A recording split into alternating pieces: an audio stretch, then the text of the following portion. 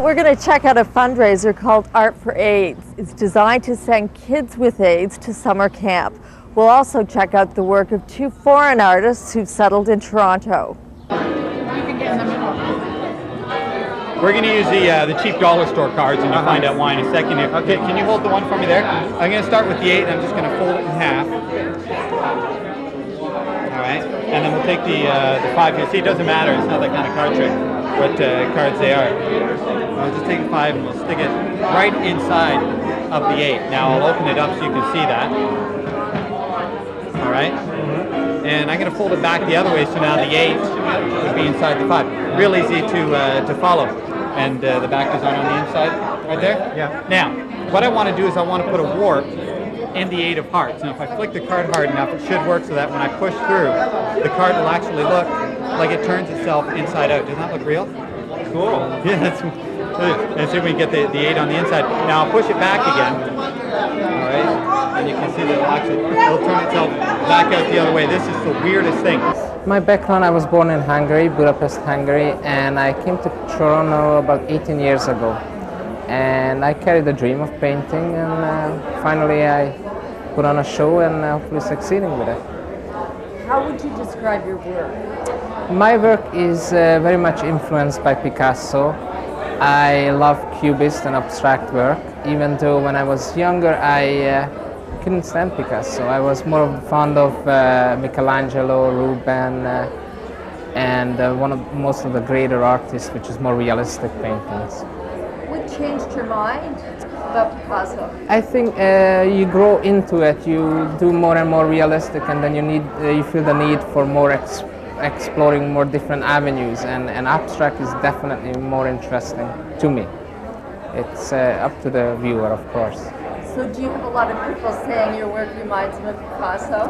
Yes, quite a few. They say you have a Picasso. Try to have a harmony with it, and hopefully it won't perceived as a following. What I try to do is explore what he started, and God knows where I'll end up. This is called Bathers, and this is basically women in a spa enjoying themselves and relaxing in the atmosphere, getting rid of the daily stress, and of course is expressed in a cubist abstract way. This painting is a blind man playing a harp, and the painting symbolizes the communication of the person. He can't see, but he can see the colors through his music.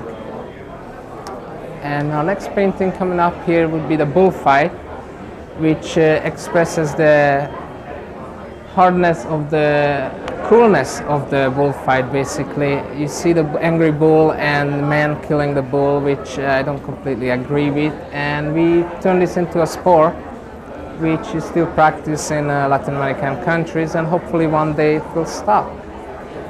Our next painting here is called The Birth, and it's probably coming from, I just had a newborn son 6 weeks ago, and it's more coming from inside from my life experience.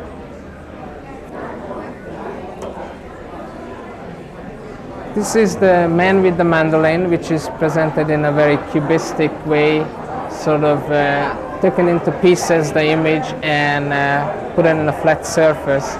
And if you look at carefully, you will notice the man and the mandolin in it. You just have to spend some time looking at it. Sometimes it takes me a couple of days, sometimes it takes me weeks. It's all up to the inspiration. Sometimes I start a painting and then the end finish is going to be a completely different painting. I throw shows, I deal with art dealers, collectors. There's a few collectors who've been buying my work, and that's been great. Art's been good to me.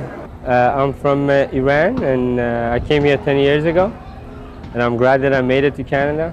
It's the best country in the whole world. I love 3D because it's pretty close to the viewer, and it can break the distance between the viewer and the art, and it can feel more close to it, and actually it can feel to be there, some part of the art actually.